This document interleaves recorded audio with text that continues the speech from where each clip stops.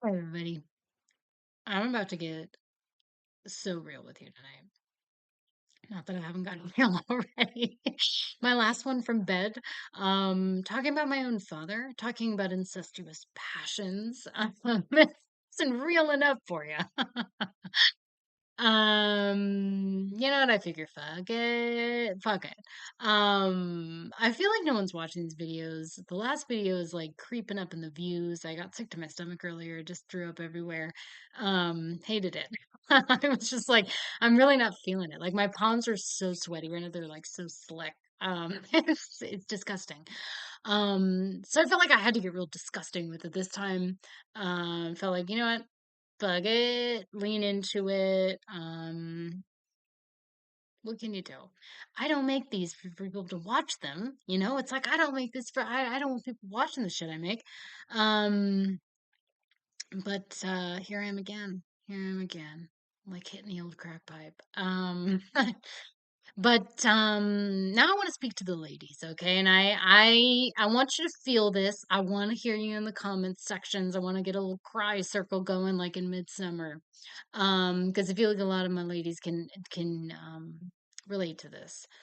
But I think every woman has fallen into the trap of these low effort, low quality men with overinflated egos.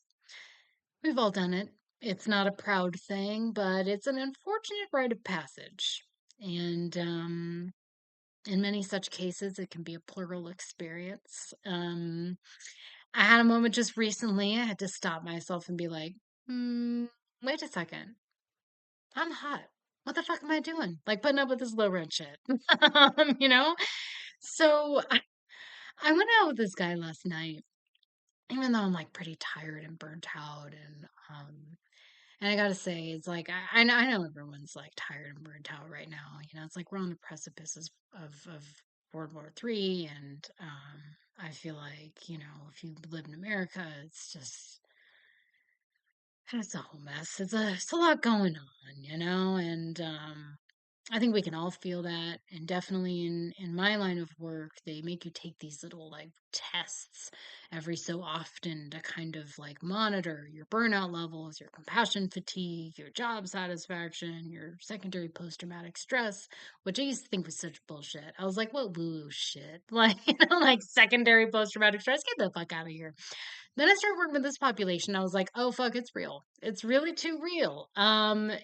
It's like because like imagine this, okay? Picture it. You're hearing the worst of the worst of the worst every fucking day. You're hearing some of the most horrific traumas. You're seeing people at their worst. You're seeing institutions at their worst. Um, and there is a rampant amount of paranoia that just is brewing in this population. And so I just frankly boiling over, okay, not even brewing. So it can have you like Malcolm X out your fucking window, like from time to time, and you got to stop yourself and be like, what?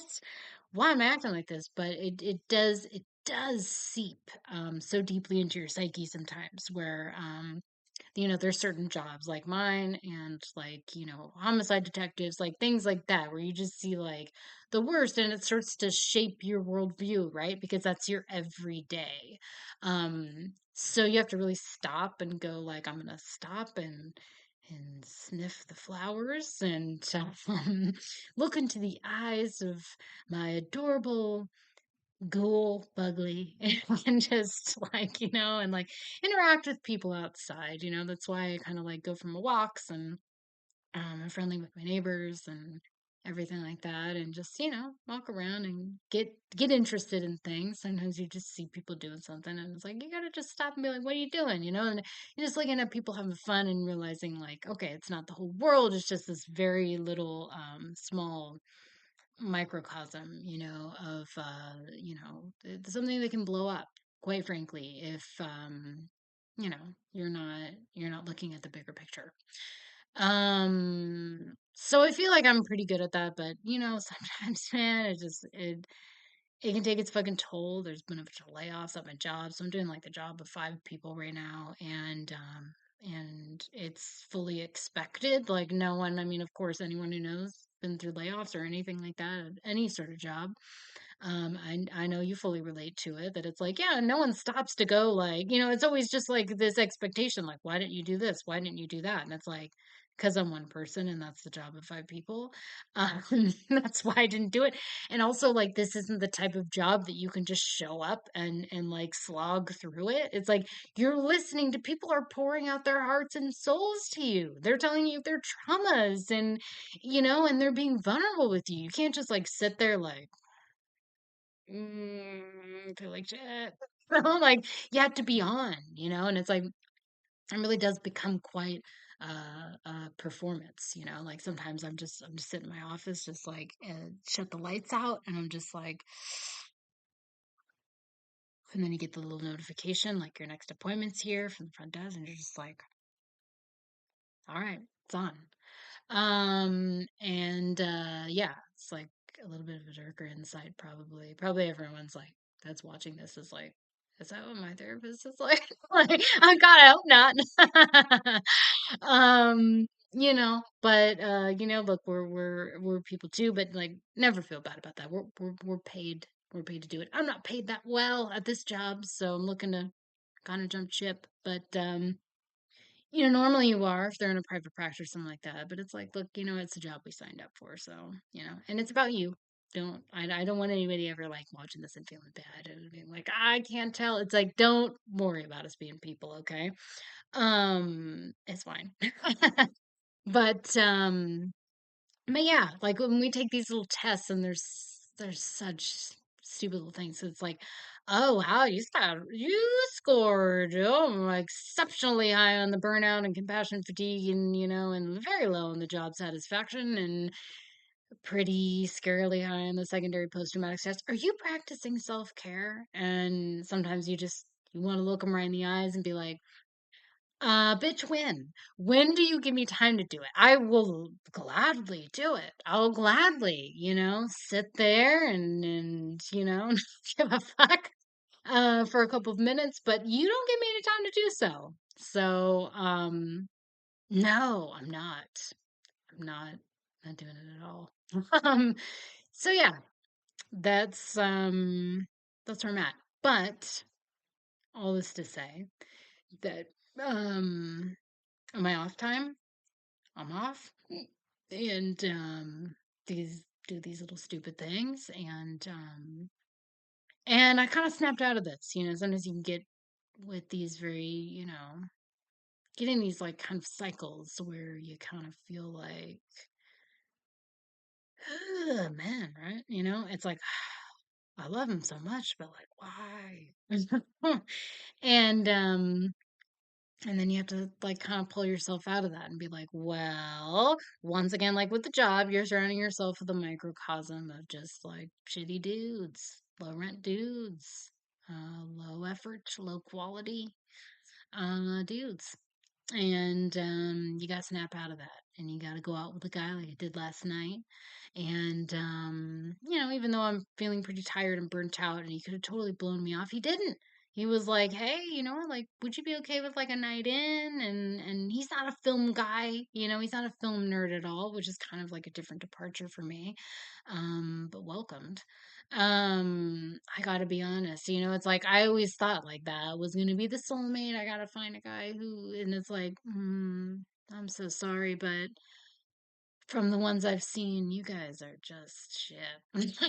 Like, I mean, feel free. Feel free if you're a film bro who feels like you're high quality, high effort guy, but I haven't met one yet. Unfortunately. But this guy's not a film nerd, but he was like, hey, you know what? You talk about movies like in such a way that I just feel like anything you're gonna pick is gonna be just, off the wall great. So pick the sleaziest, greasiest thing, like a great comfort meal, and we'll throw it on. And so we cozied up at his place. We watched Toby Hooper's Eaten Alive.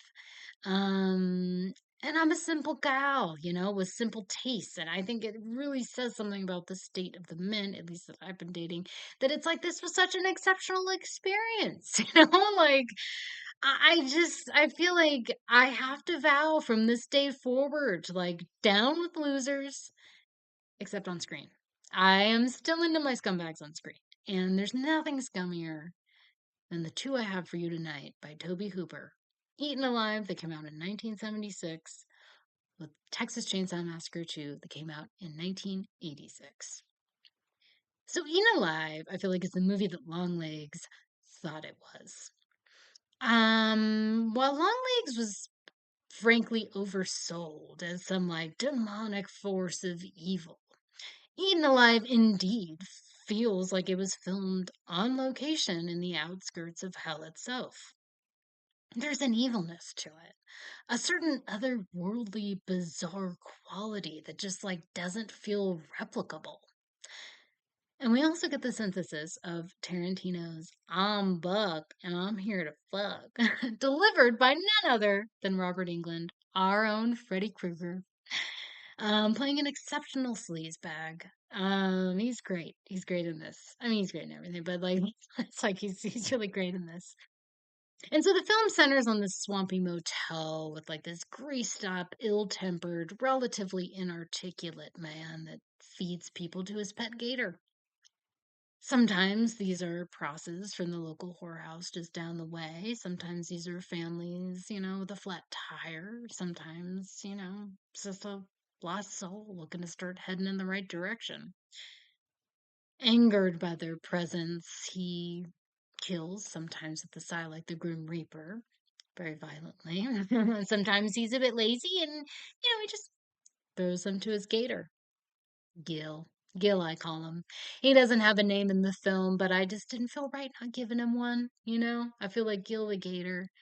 It's a perfect name for him. And I want to remind you that Gil has done nothing wrong. He is an innocent in all this. It's not his fault. It's not his fault he's been giving a bloodlust. It's like, it's not his fault. He's just doing what a predator does. Gil, I give him absolution, fully and wholly. Um, and I feel like the last half of the film is just like the soundtrack is just this whimpering little girl that's like climbing under the foundations of this place while her mother just screams at the top of her lungs, tied up and gagged on a bed.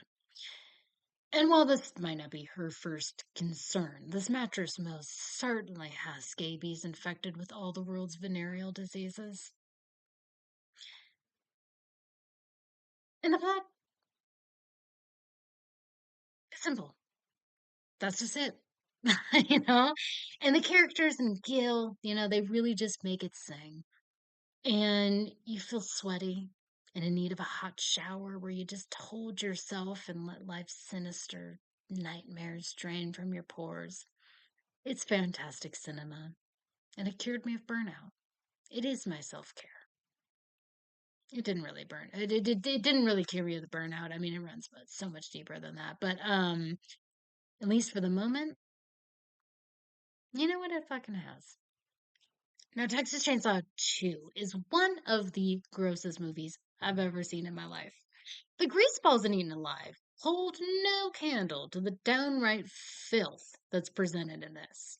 The plot, once again, simple. The title speaks for itself. However, I feel like anyone familiar, which is everyone, with the first film, like who doesn't know the Texas Chainsaw Massacre, but it's like I feel like even if you're familiar with that, like you don't really expect what's to come in this one. We get more of the Leatherface family dynamic, and we got like a brother or cousin or something of the sort picking lice off his head that looks like an entire lifetime supply of shampoo couldn't clean. It's like you could really get in there and like deep fry some fucking fries for your worst enemy with just the accumulation on that fucking dome. Hmm. And he also has this very crudely plated skull that's become infected and would likely scab over, but he doesn't merely just pick at it. He carries around a lighter and a wire hanger and burns the scabs back into raw flesh. But he doesn't simply take sexually charged pleasure in this vomitous masochism. He externalizes his repulsive nature with brutal, flippant violence. And the family lives in this abandoned theme park that keeps with the carnival aesthetic, but they had their own touch of like human remain decor. It's really fucking cool. And downright disgusting. So we got Dennis Hopper, and he's like an absolute unhinged madman. And of course, he is like in all of his roles, right? Like that's what we can expect from him. But he's even more let off the leash in this one. Like even I was like, ooh, yeah. Now that's my kind of unhinged madman. Um, and he's technically a lawman, but he operates on his own very outlandish terms. Like he's determined to exact revenge for his two family members that were killed in the first one. And this real chainsaw versus chainsaw showdown. And the poor final girl is just absolutely tortured. Like, there's just no holds barred on this poor girl. I mean, she's like forced at one point to put her carved off, like the carved off face of her friend, she has to put on it to like charm Leatherface for her survival, you know? Like, he's this very macabre baby. And, even when Dennis does show up for the rescue, it's like he's got such a crazed look in his eyes. I mean, it does so little for reassurance. And he chainsaws his way just like through the family lair, and he forces the final girl to do the same thing. And it's sort of like similar to the first one when it's like no one's walking away unscathed. Like she may physically survive, yeah, but like she's clinically insane for the rest of her life. How do you come back from something like that? Um, but God bless Toby Hooper for his sordid, squalid cinema. And I believe he may just be a guardian angel, my guardian angel, gracing me with the guidance on finding a man worth a damn. Toby himself, of course, a man of the highest quality. I'll light a candle in his honor tonight. R.I.P. to a great one. The world is worse off without your frightful delights. So have an amazing time checking these two out, and I'll see you in the next one.